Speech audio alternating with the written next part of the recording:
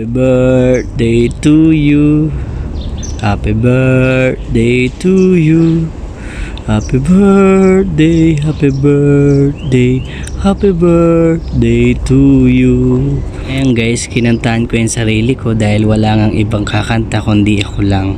Ayan, kain tayo guys. Today is my birthday. Ayan guys, i-share ko lang sa inyo kami mga OFW pag nagbe-birthday dito sa ibang bansa. Minsan mag-isa, maswerte na lang pag may nakasama kami.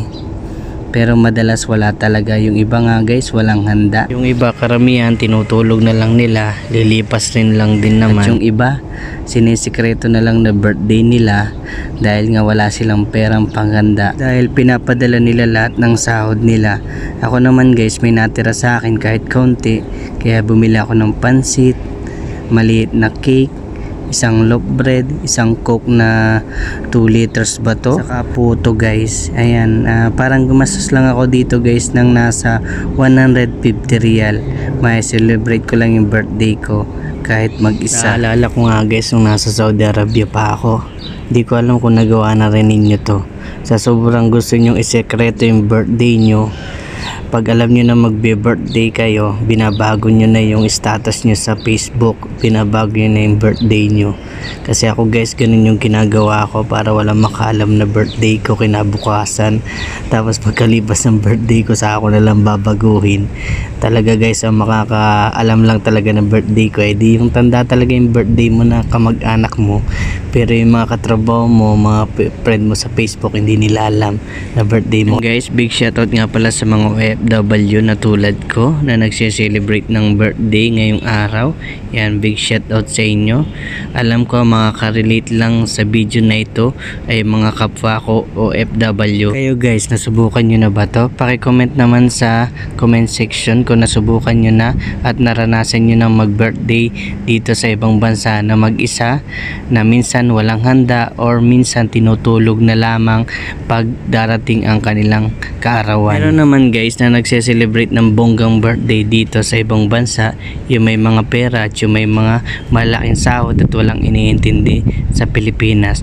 Pero kadalasan talaga guys sa mga OFW is pinapadala lang talaga nila lahat ng buong sahod nila dahil inuuna nila ang pangangailangan ng kanilang pamilya dyan sa Pilipinas. Kaya saludo ako sa mga OFW na nagsasakripisyo sa ibang bansa para mabuhay at matulungan nila ang kanilang pamilya.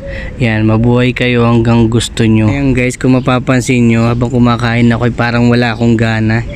Hindi ko malasahan yung pansit na kinakain ko dahil nga mag-isa lang ako, napakalungkot ko dyan.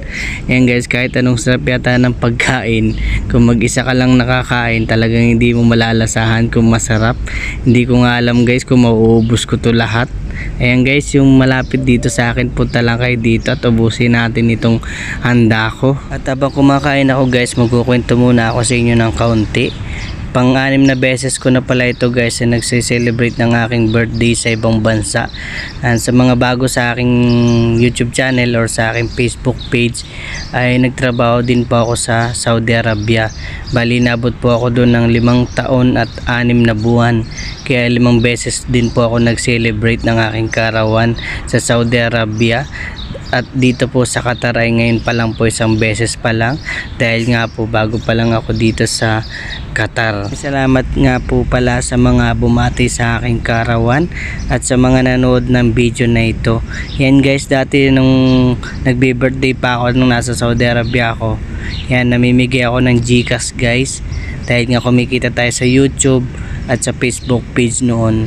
Dahil live ako ng live doon dati. Ngayon hindi na tayo guys sumasahod sa YouTube, hindi na rin tayo sumasahod sa Facebook, kaya wala na rin ako maibigay sa aking mga followers at sa aking mga subscribers.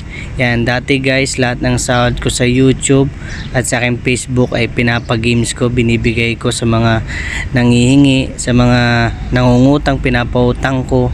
Kahit walang bayaran, ayos lang dahil sahod ko naman yun guys sa YouTube at sa aking Facebook page.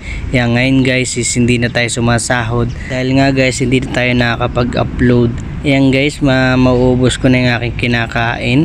Hanggang dito na lang guys yung aking video. Ayan guys, salamat sa panonood and happy birthday ulit sa mga nagbe-birthday ngayong araw. Ayan, naubos ko naman guys kahit papano, kahit wala akong kasalo. Naubos ko lang yung sinando ko.